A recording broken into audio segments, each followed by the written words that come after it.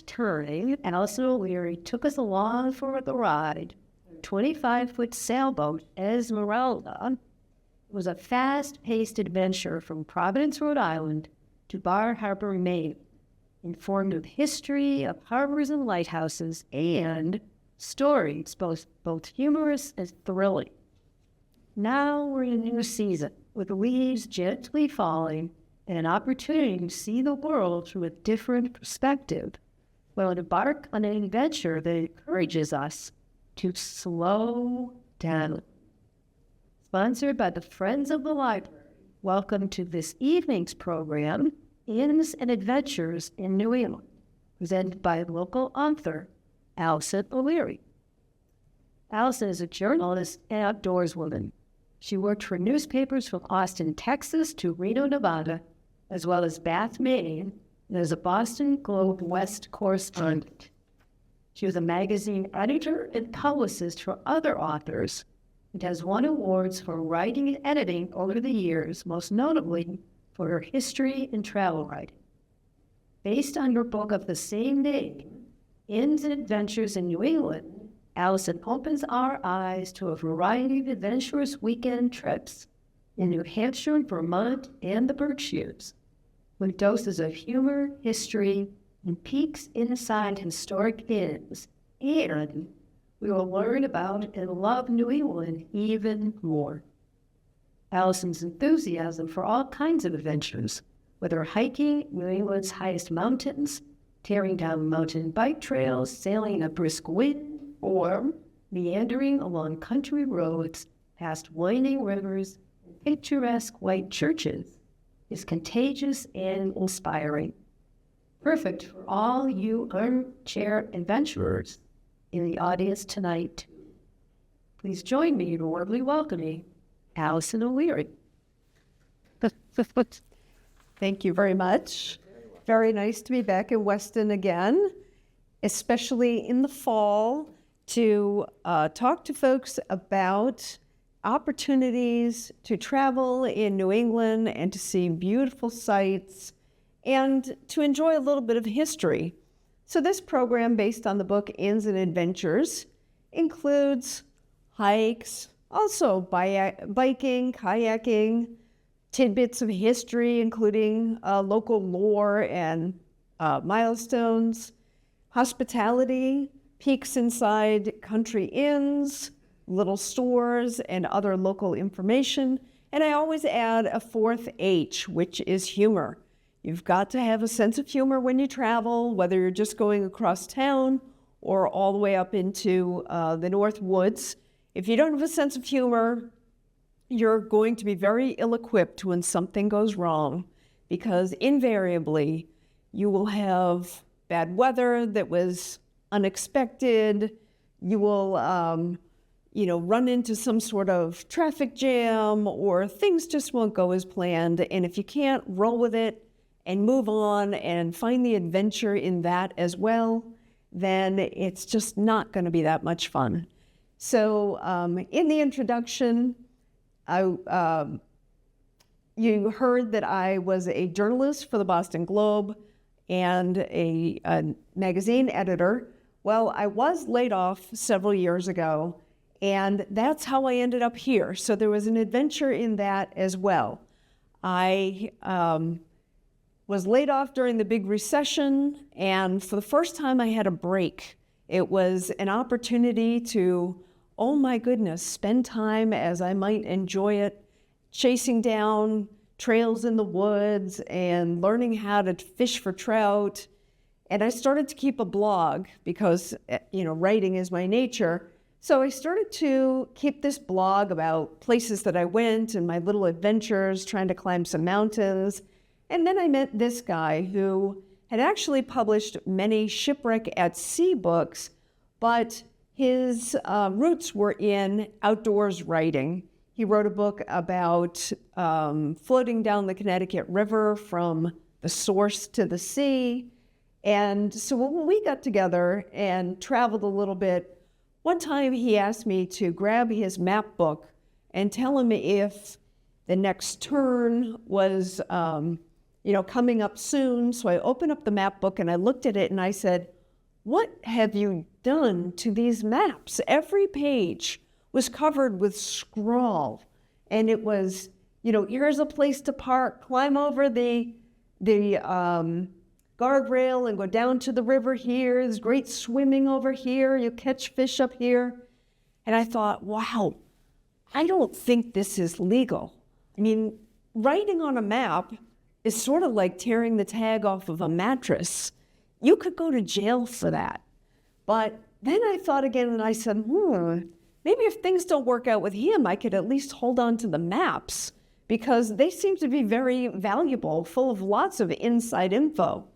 So when he and I traveled together, it tended to look like this because we wanted to be able to take advantage of any opportunity that presented itself to bike or kayak or fish or climb a mountain, whatever came our way.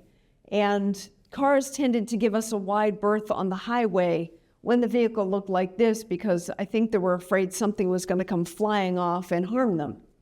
So when I sat down to work on this program and decide how to approach all of this information I had from the maps, from my adventures, from things that my writing partner had done on his own, I thought, well, let me start with New Hampshire. New Hampshire is like everybody's backyard here in Massachusetts. We feel like it's just an extension of our own neighborhoods, maybe just a little bit more fun sometimes. And I said, okay, Google, tell me all of the places in New Hampshire where I can fish, launch a boat, or go swimming. And boom, Google gave me all of these options. And I thought, oh no, that's not what I need. I need to narrow my options. So I realized that I've been up in the White Mountains National Forest quite a lot, but I knew not much about it.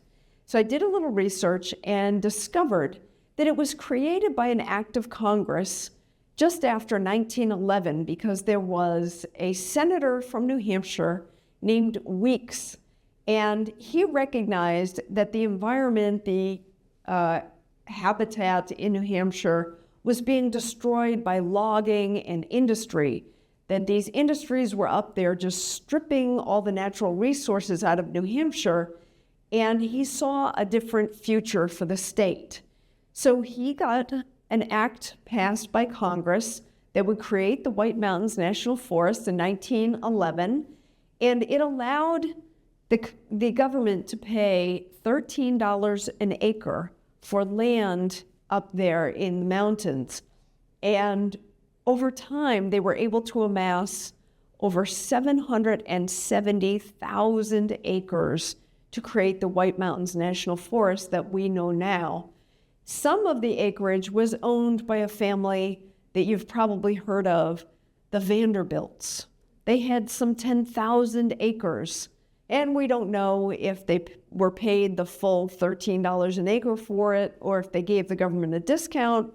But thank goodness for the act of Congress that created the White Mountains National Forest, because this is what New Hampshire looked like prior to that the logging industry and pulp and paper mills were just stripping the land bare, and that was causing a lot of erosion. There were even wildfires taking place up in New Hampshire. Some of us even will remember what the paper mills looked like and smelled like way up north not all that long ago. It really choked the air with the terrible fumes from these industries. But thanks to the creation of the White Mountains National Forest, we have all of that property to recreate on now. There is some logging still on a controlled basis, but when we think of New Hampshire these days, we think of it as a pristine playground where we can go and recreate, and perhaps, it's untouched forests. There are truly only a tiny fraction of acres up there that are untouched, but fortunately for the act of Congress, they did bring it back to just a lovely state that we can all enjoy. So now starting in southern New Hampshire, near the towns of Peterborough and Keene over in that southwestern New Hampshire, is the town of Hancock. And Hancock boasts one of the oldest continually operating inns in the country. The Hancock Inn was established in 1789, just after the American Revolution. And it is absolutely lovely. It has been taken well taken care of for many years by many different owners. And the ones that I met when I was there told me that this red door over here used to be the saloon where people waited for the stagecoach to come through town. Now, Hancock is not big now. It was probably not much bigger back then. It's only 2 streets long and 1 street wide. But, you know, historically, this makes it very important.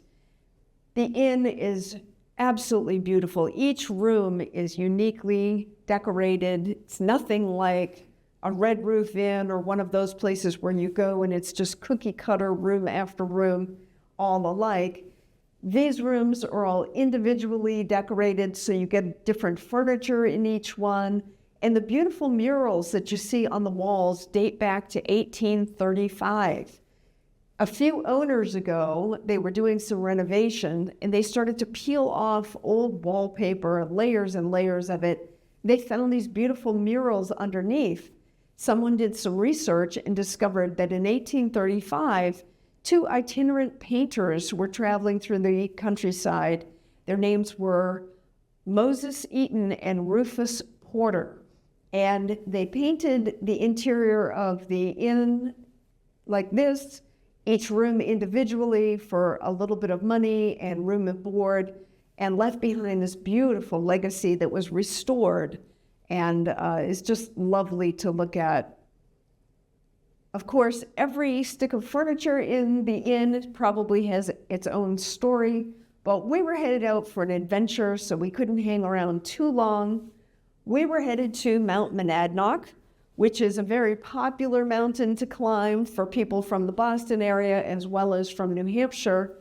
The blue arrow on the map points to the summit, which is only 3,100 feet up, but it's still a very challenging mountain despite its size. So most of us drive to the state park here at the bottom of the mountain. This is in Jaffrey, and go up the White Dot Trail and come down the White Cross Trail, which are actually 2 of the most strenuous trails that you could possibly take up the mountain. And you're almost never alone on Mount Monadnock. There isn't a lot of peace and quiet and solitude climbing this mountain if you take those most direct routes. It can be like, you know, walking down the sidewalk in downtown Boston, just people everywhere waiting for your turn to climb up the next part of the trail.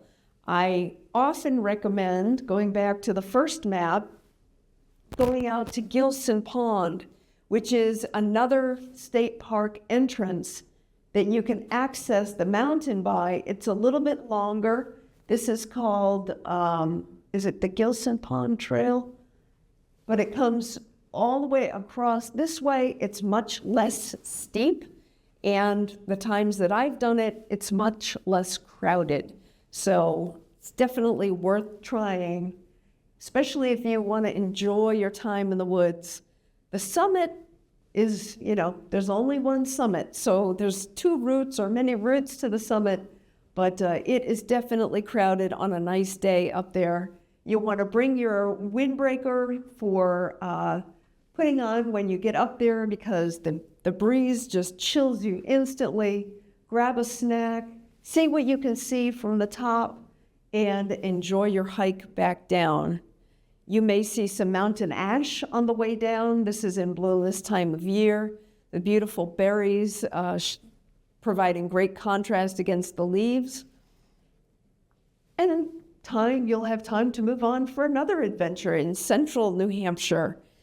Here is, in the Waterville Valley area, a very popular hike called the Welch Dickey Trail. So when we went to climb these 2 mountains, which are only about maybe 2,400 and 2,600 feet tall, so smaller than Mount Monadnock, and pretty gradual hike. But when we arrived here at the base at Orris Road, as I said, in Waterville Valley, we discovered a large parking lot. Large parking lots are always a bad sign when you're going hiking because it means they're accommodating a lot of people. And sure enough, as we were putting our hiking boots on in the parking lot, buses started to pull up and vans pulled up and Cub Scouts were getting out and church groups were swarming the entrance of the trail. And I said, oh no, I'm dreading this. I don't want another crowded hike. And my partner, to his credit, said, wait, who says we have to go up Welch and over Dickey, following everybody else? Why can't we go the other way and go up Dickey and over Welch and back down? And it took me a second, and I said, that is really brilliant. Let's give that a try. So that's what we did, and it turned out to be the smartest thing that he came up with in a long time. Because the Dickey side of the mountain has all of this wonderful exposed granite surface. It makes you feel like you're already on the summit of a tall mountain, and the views are incredible. So again and again on this trail, you have opportunities for these gorgeous overlooks and long distance views. This feels like you're on the surface of the moon in this particular area. It's just this huge expanse of exposed granite, very easy to access and to enjoy. And I tell people, if you don't feel like your knees or your hips or your will get you all the way to the summit of the mountain, nobody says you can't just go to this part, enjoy your picnic here, enjoy the views, and turn around and go back down. You don't have to do the entire loop. This is about as rugged as the climb gets on these mountains. This is in between the two summits where you do have a little bit of ups and downs, but this is also where you encounter most of the other people coming the other way, having their snack on the summit, and then moving on. And again, another benefit of going up Dickey and down Welch is that you're in the sunshine in the morning when you're going up Dickey, and then you're in the shade in the afternoon as you're coming down Welch when you're all warmed up, instead of being in the shade in the morning when you'd really like the sun to warm up. So lots of benefits to that. It is also in a book called 52 with a View, and I wish that this was one of my books, but I recommend it to everyone. There are lots of books about hiking the big mountains in New Hampshire, but this book, 52 with a View, it's also a website, is about hiking the smaller mountains in New Hampshire. This size, 2,500 feet or lower, and all of them promise a great view on the summit. So look that one up. The library may have a copy. They're easy to find up in New Hampshire in bookstores, but it's a great resource for those people who don't want the time and the exertion of trying to do big mountains. And when you want to put your feet up for the evening, I recommend a place called the Lake House at Ferry Point, which is on Lake Winnisquam in New Hampshire. It has this gorgeous porch overlooking the lake.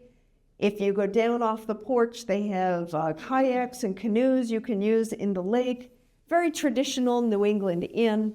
We enjoyed chatting with the innkeepers who had moved from California just the winter before and bought the inn. And I said, oh no, you moved here when we got like 15 feet of snow? And the innkeeper said, it wasn't the snow that was a problem. It was when the tree fell on the car. That was a problem. So they were learning to enjoy things about New Hampshire.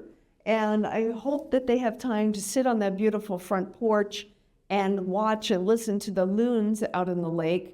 Those are an absolute treasure up in the lakes of New Hampshire and upper New England. Loons are really big birds, like bigger than ducks, and they swim very deep to the bottom of the lakes and feed off the bottom. And a few years back, it was discovered that loons were dying, that their numbers were dwindling, and it was because they were going to the bottom of the lakes and they were scooping up the lead weights that had come off of fishing lines and ingesting them, and that was killing them. So and a local organization launched a nonprofit to nurse them back to health, and of course to lobby for changes to the fishing industry, which fortunately were passed.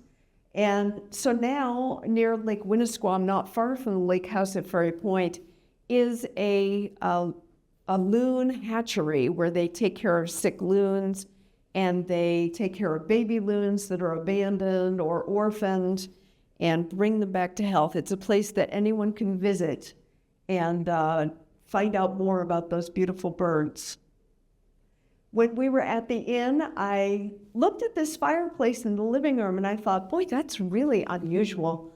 So I asked the innkeeper, knowing that they were new, I said, do you know anything about this fireplace? It's just unlike anything I've seen before. And he said, well, I don't know much about it, but I was told that all the stones came from the Ruggles mine. And I thought, oh, Ruggles mine, I think I've heard of that before.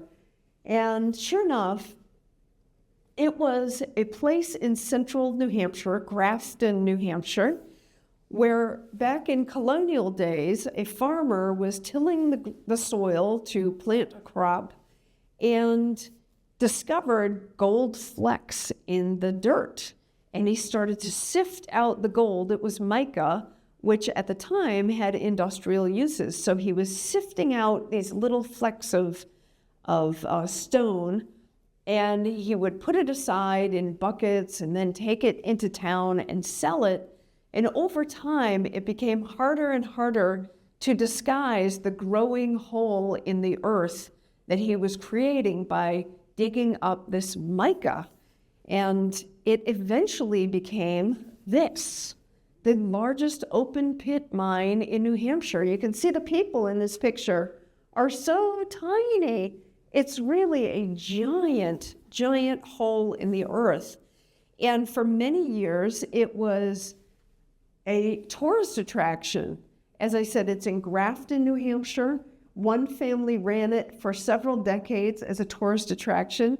I took my own kids there when they were young, and they were able to chip away at the walls inside these caverns and take home all sorts of, golden and silver rocks, different types of mica, and they thought it was a great, fun afternoon.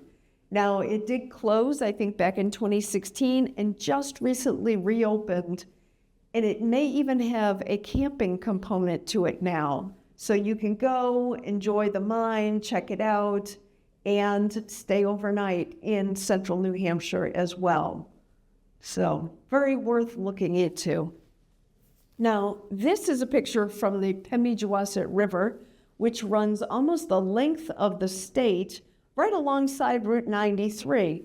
And you can tell from the clarity of the water in this picture that we're benefiting from the Weeks Act and the creations of the White Mountains National Forest because of how absolutely crystal clear that water is. It's great fishing and great kayaking as well. What we would do was generally lock a bike to a tree in Campton, drive upriver, one exit on Route 93 to the town of Thornton, put the kayaks in the river and float down, and whoever got to the bike last had to ride it back up and get the car.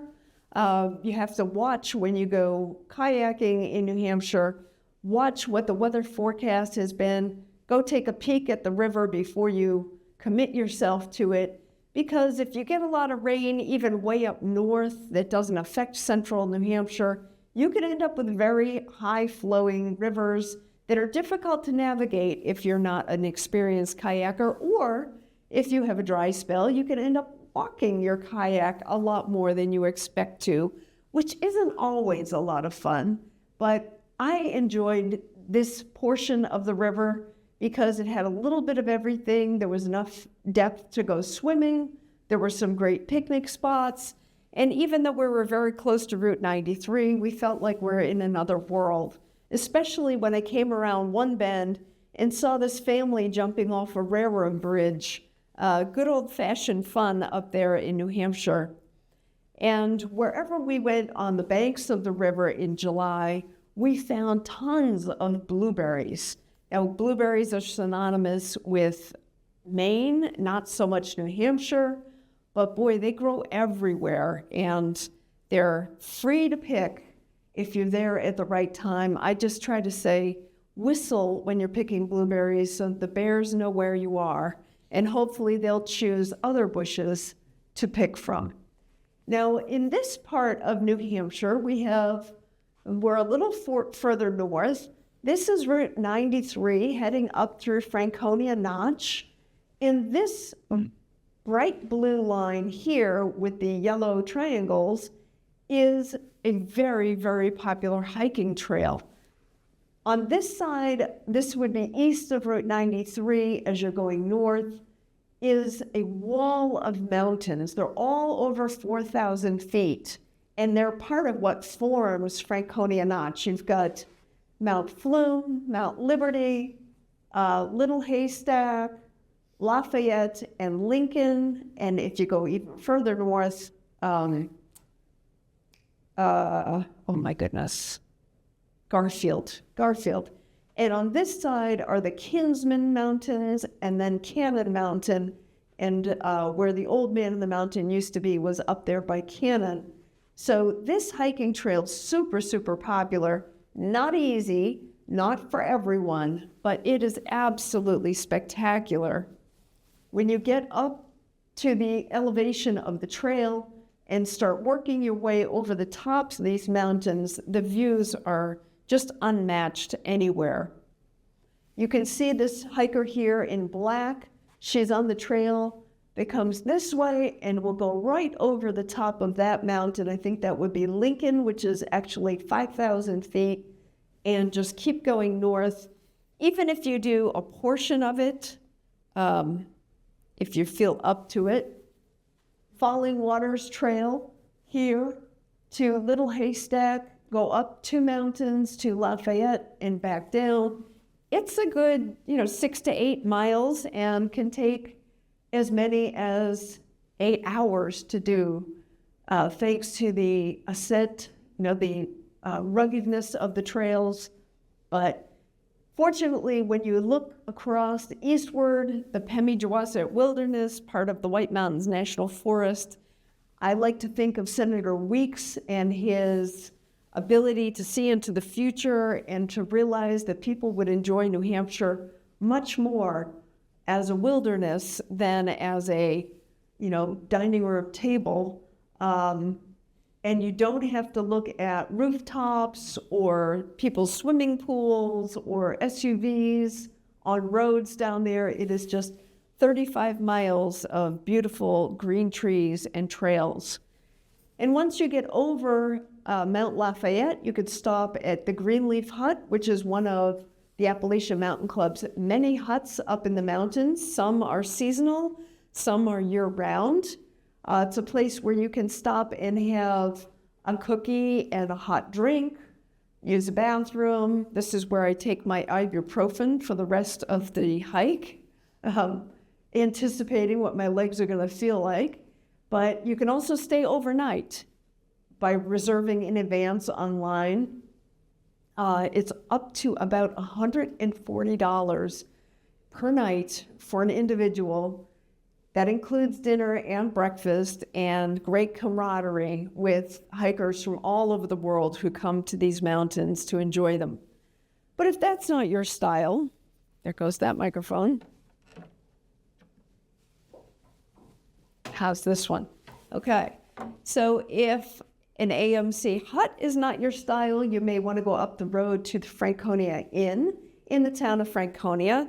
It was created in the 1850s. When I was doing my research, I realized that many inns in the area were all constructed around the same time, and I started to wonder why. And I read a book called The Race Underground by a former Boston Globe reporter named Doug Most. The book has also been turned into a PBS documentary special, The Race Underground. It's about the competition between Boston, New York, and London for the first subway system. And you may think, what does that have to do with Franconia, New Hampshire? Well, around that period in time when the Industrial Revolution was getting up and going and smog was filling the air in our cities, there were thousands and thousands of horses drawing wagons and different conveyances, trolley cars and that sort of thing, all over the suburbs and the cities of Boston, New York, and London.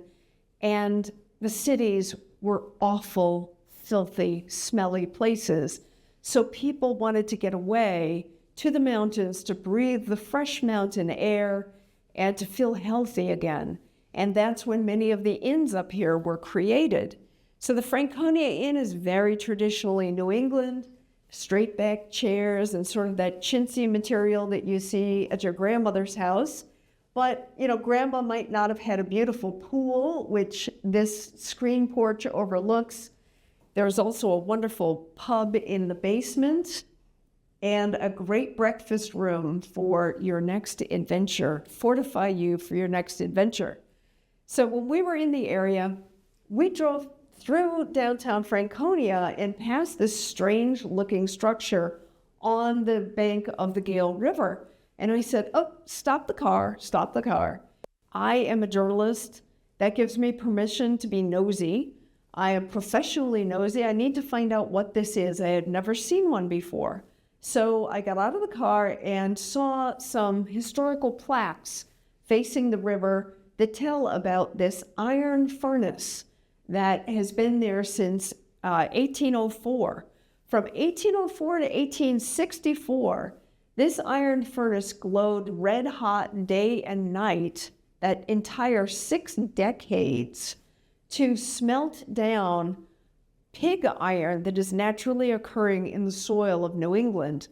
Up north, they call it pig iron. Down on the South Shore, the sandier Cape Cod area, they called it bog iron. But it's basically the same thing. It's naturally occurring iron. And they learned that if they melted it down, they could use it for things like frying pans and hinges and railroads and things like that. So this iron furnace, as I said, worked day and night and was another reason probably why New Hampshire looked like this for a while. They needed to stoke those fires and keep them going to support the industry. So just around the corner from Franconia is a little village called Sugar Hill. Sugar Hill overlooks the presidential range of mountains. So during the Victorian era, say from the 1860s to the 1890s, many large inns were built on the hillside with big porches that looked out over the mountains where people could enjoy that fresh mountain air. And it became a tourist destination. One of the tourists who visited here in the 1930s was the actress Bette Davis. Now, Bette Davis was from Massachusetts, and she loved New Hampshire. She was, young and active, and she loved hiking and skiing. But one day she was visiting Sugar Hill with some friends. She went out hiking on her own and did not come back. And people said, "Ooh, what are we going to do? We can't be the village that lost Bette Davis." So they sent people out in every direction looking for her, and one strapping young man found her on a trail called the Copper Mine down by Cannon Mountain, brought her back into the village, and she repaid him by marrying him, taking him back to Hollywood, and living happily ever after. Later on, she had a plaque made that simply said, "To the finder of wayward ladies." She had it placed on the Copper Mine Trail by Cannon Mountain to commemorate that fateful day. Now, I've done a lot of hiking, and I keep saying I've got to get down there and see if that plaque is still there. I really don't know, but it's been close to, 90 years now. But it's just cool. I have to say that Sugar Hill is also the home of Polly's Pancake Parlor, a fabulous family place to grab some breakfast or lunch. Unbelievably good food, but a long wait if you get there after 8 o'clock in the morning. So Sugar Hill is here on Route 117, sort of in the middle of the map above my finger. And the red line that stretches from Littleton to Woodsville along Route 302 is a great resource that I recommend to a lot of people who say, the mountains are beautiful, but my knees just can't do it anymore. How about a gorgeous rail trail that runs alongside the Ammonoosuc River? This is called the Ammonoosuc Rail Trail. It goes 20 miles from Littleton to Woodsville.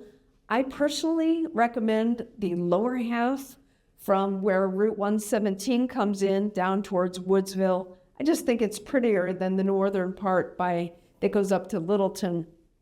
As I said, it follows the meandering river, and along the way you have some beautiful views. There in the distance is the town of Bath, a place where you could stop and get a snack, enjoy that 240-foot long covered bridge that spans the river. And you can see back here in the picture that it is basically a dirt road, so it's not an improved rail trail such as many of us are used to. It's not paved in any way, but if you are walking, it's fine. If you have a bike with slightly thicker tires, it should be easy to navigate. It's also great for cross-country skiing in wintertime. It's beautiful, but you have to share it with snowmobilers because it's part of the vast trail network that snowmobilers enjoy throughout New Hampshire and the mountains. Now, when we got to the end of the rail trail, near the town of Woodsville, we were crossing this bridge, and I heard a noise down by the river that sounded like an engine.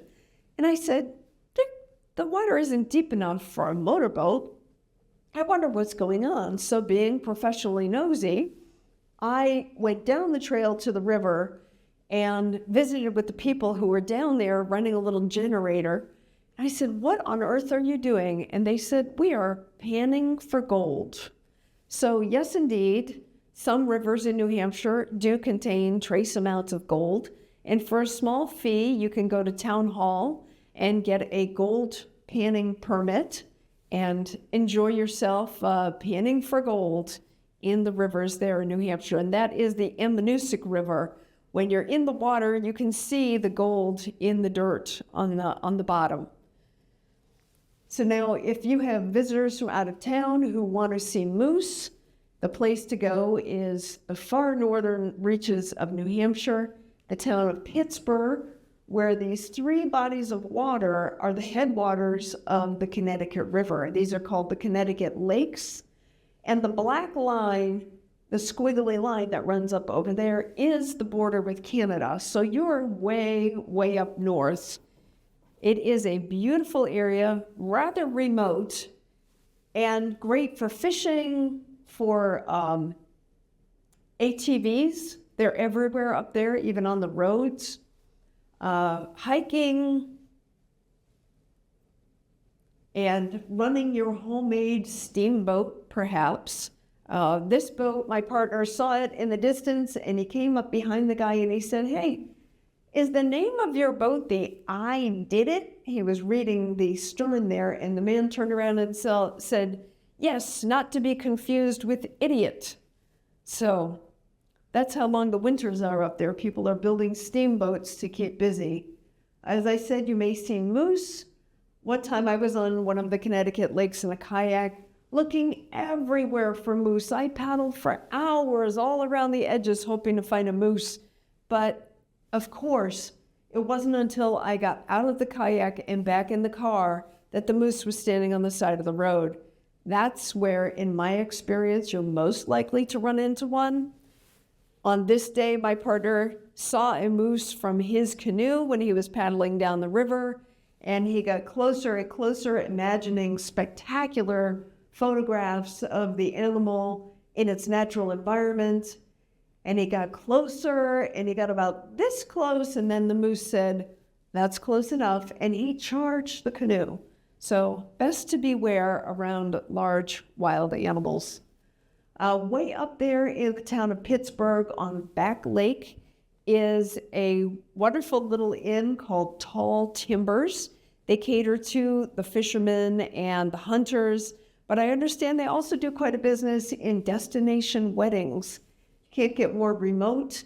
Each one of the little cabins that they rent out on the lake has its own dock, so you can bring your own boat for fishing or just for recreating. They have this cozy pub in the basement. I believe it was the basement. The dining room was just spectacular. Great menu items to choose from. Now I'm going to skip this one and go on to Vermont since I'm running short on time. The state of Vermont has over 1 million acres of conserved land. Much of it is the yellow that runs up the center of the state, right up the spine of the Green Mountains, and also in the far northeast corner there, which we call the Northeast Kingdom. Now, when I went onto Google and said, hey, Google, tell me where I can find all of the covered bridges in Vermont, this is what Google gave me in response. And I thought, wow, I've seen a few of them, but not that many. The covered bridges are absolutely spectacular in Vermont. You know, they are iconic symbols of what we want Vermont to look like. And it's wonderful to see that many of them are still in place even after the big storms that they've suffered. The bridges are actually each built individually for the site that they occupy, so there isn't a one-size-fits-all formula for these bridges.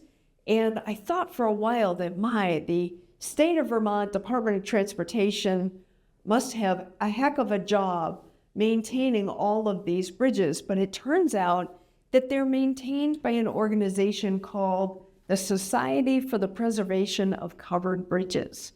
So it's a nonprofit that ensures that these bridges stay in good shape and that they are just as picturesque as the day that they were created. This is the Williams River, closer to the Massachusetts border. And when we're on rivers, I often like to go along the edges, on the banks, see what I can see as far as tracking goes. You know, where do the deer cross the river?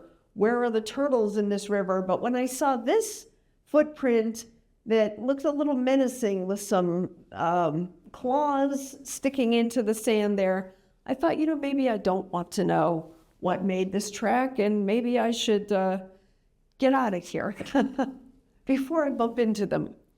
So important to the early history of Vermont is this building, which is actually on the other side of the Connecticut River in New Hampshire. It's called the Fort at Number 4.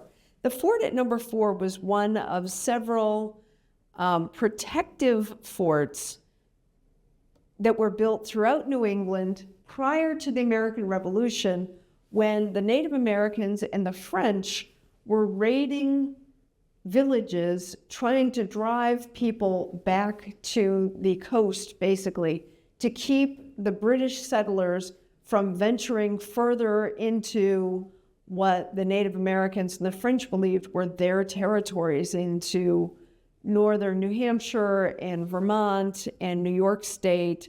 So they would raid the villages and people would run for the shelter of these protective forts. And over time, the King of England decided that he needed more of an aggressive, offensive fighting force. So he started to, of course, sent somebody, an emissary, to recruit local citizens to defend their villages and their farms. And so he was creating militias that would fight against the Native Americans and the French. And among the people who were recruited was this man in the funny black hat there in the middle, who was a farmer in Amherst, New Hampshire, and his name was Robert Rogers. Now, Robert Rogers was a fascinating character. You think just a simple farmer who had come over from England to find his fortune here in the colonies, but he turned into quite a character because he was leading the local militia. he devised some tactics that were really previously unheard of, ways of combating the Native American raids. He taught his men things like putting their snowshoes on backwards so that those who were tracking them thought they went one way when in fact they went the other way. He was exceptionally good at hand-to-hand combat techniques, so much that the Native Americans called him the White Devil because they could not stop him. No matter how many times they encountered him and his militia, they were unsuccessful in stopping him. There's a great book out called White Devil about Robert Rogers. Now, he had some incredible feats of daring and of endurance. One was when he and his militia were sent up through Lake Champlain and over to the village of St. Francis in Quebec to raid the Native American village and stop them from coming down and raiding the villages of the colonists. And along the way, the warriors from St. Francis, the Native American warriors, got behind his group of militiamen and started to chase them back down through Vermont. So these men were very ill-equipped for this sort of combat in the woods. It was, there was many lives lost. They were suffering from exposure. They ran out of food. They got to a certain spot on the Wells River in Vermont, and they were ready to give up. They collapsed. They were exhausted. Rogers decided to lash together some logs, float down to the Connecticut River to the fort at number 4, get provisions for his men, and bring them back up, and saved many lives here. So he was really a remarkable character. And the funny takeaway that I learned from reading his history was that when all was said and done, the emissary from the king came back to New England, and Rogers presented him with his invoice and said, okay, I had this many men fighting for this many days, and this is the amount that you promised me. And the king's emissary said, no, we're not paying you that much. And Rogers was like, what do you mean? My men put their lives on the line for you, and you're not going to pay them, for all of this effort and for, risking their lives? So he took a ship back to England. He found a place to stay in London, wrote his autobiography, sold it to a newspaper, made money from it, came back to New Hampshire, and paid his militiamen from the money he made from the sale of his own story, his true story. So there's a second book, highly recommended, about Robert Rogers, and it's simply called Robert Rogers and His Rangers, that tells this whole story, wonderful New England history.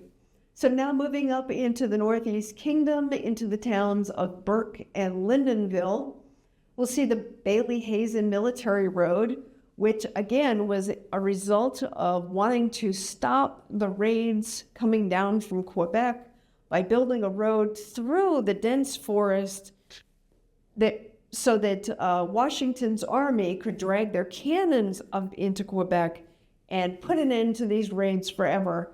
And from what I understand, somebody said, but General Washington, if we build a road up there, what's going to stop them from using the road to come down and raid us some more? So the entire project was abandoned. But you can still find portions of this military road built in the 1770s, largely untouched in remote areas of Vermont. This is up in Cabot, Vermont. We were riding bikes along this rugged dirt road one day, and some calves got loose and came out to see who was in their neighborhood, which I thought was pretty funny. Also up in Cabot, a local landowner has decided to put up a one-room schoolhouse so that people know what Vermont used to be like in the old days when everyone went to the same classroom together, regardless of age. And the same landowner built a bridge to nowhere. So it is a covered bridge. The photo is a little bit dark.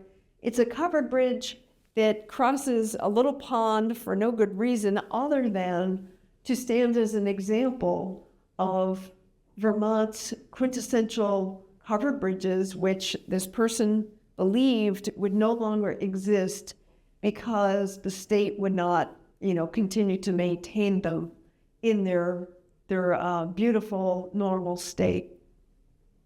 So leaving Cabot Plain, you can zoom downhill if you've got a bicycle, and you used to be able to visit the Cabot Creamery Co-op Visitor Center. Unfortunately, it has been closed. It is in the center of Cabot. It is worth mentioning, though, because this organization is a cooperative effort of over 1,500 small dairy farms from New Hampshire, Vermont, and even upstate New York. They bring their products together and they create some fabulous dairy products, cheeses, and things. And I think it's worth supporting so that we continue to have dairy farms in northern New England that we can visit and see what Vermont used to look like in the past. Now, this was a dairy farm once upon a time, not that long ago. It's now called the Wildflower Inn. It's up in Lindenville, Vermont.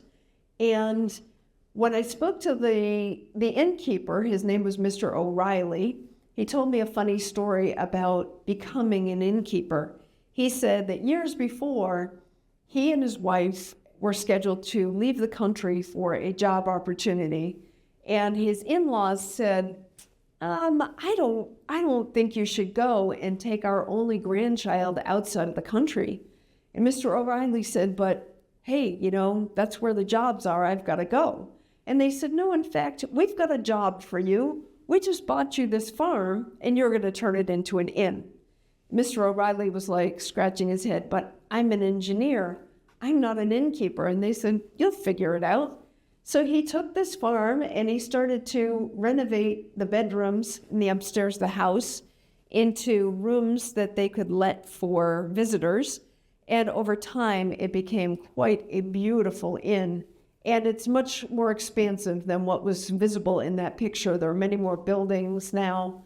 It is a lovely place to visit.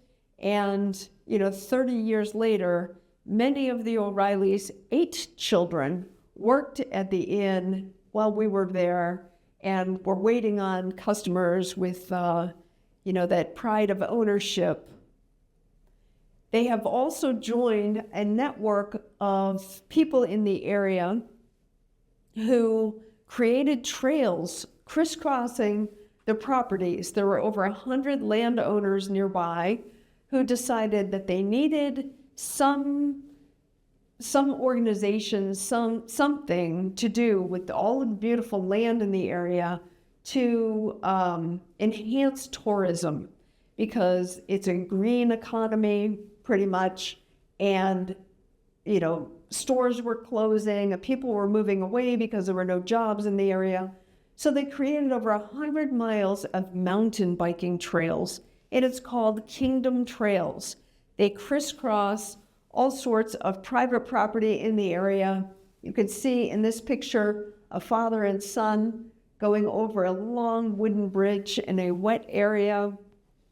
It's an all ages adventure. I saw people with their grandchildren riding around. There are all different levels of trails to enjoy. And it has really perked up the economy there. You see a lot of the old farms that are now inns and are in beautiful condition. There are many more restaurants, coffee shops, and bike shops, of course. And it has also boosted Burke Mountain ski area because they have turned part of that into a downhill mountain biking opportunity. So this is Darling Hill Road, looking much like it did many years ago, but enjoying much more economic vitality.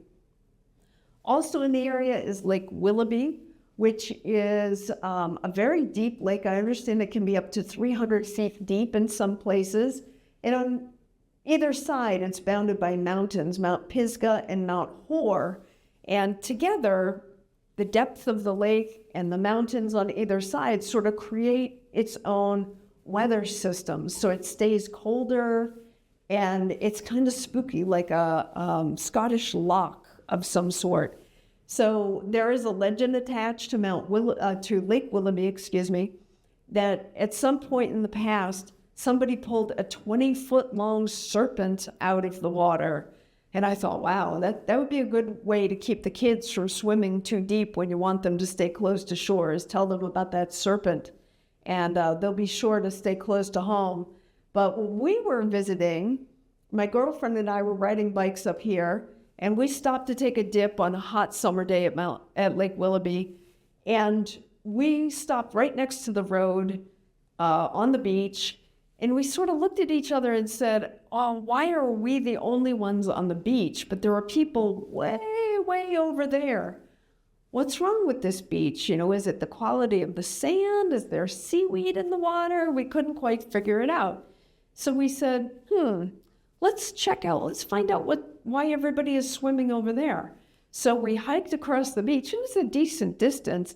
Hiked across the beach and up over this hill, and as we're coming down the other side of the hill toward the populated part of the beach, we realized the entire town was swimming over there, buck naked. Everybody was skinny dipping. I had never known that Vermont has this tradition of skinny dipping, and you have to try it to see if you like it. Vermont also has a strong tradition of dirt roads. There are still over 8,000 miles of dirt roads up there throughout the entire state, very well maintained. Oftentimes you don't know if you're on a paved road or a dirt road, except for in the middle of summer when they come by with the big skidders and they sort of dig up the top layer and resurface it naturally. It's a reason why you find a lot more wildlife in Vermont. Of course, there are many fewer people and fewer roads up there. Things like porcupines and salamanders. And I will wrap this up by singing the praises of one of my favorite spots, Stowe, Vermont. It's a very popular town. It has a little bit of something for everyone, including beautiful mountain vistas. What middle is it? Well, there's the Smuggler's Notch, which is getting a lot of exposure these days for the beautiful foliage, but there's plenty of bike riding. There's a bike path that runs right alongside Mountain Road so that you don't have to deal with traffic when you're there. There's Bingham Falls for the middle of summer when it's roasting hot. You can jump in this freezing cold body of water that's tumbling off the mountain. This is up by the Stowe Lake Resort. They have a fabulous library book sale every July, and brew festivals and hot air balloon festivals. It's just a year-round playground, lots of restaurants and other things to entice you to visit. So I will leave it there. I appreciate folks coming out tonight, and Weston Cable TV. Thank you very much.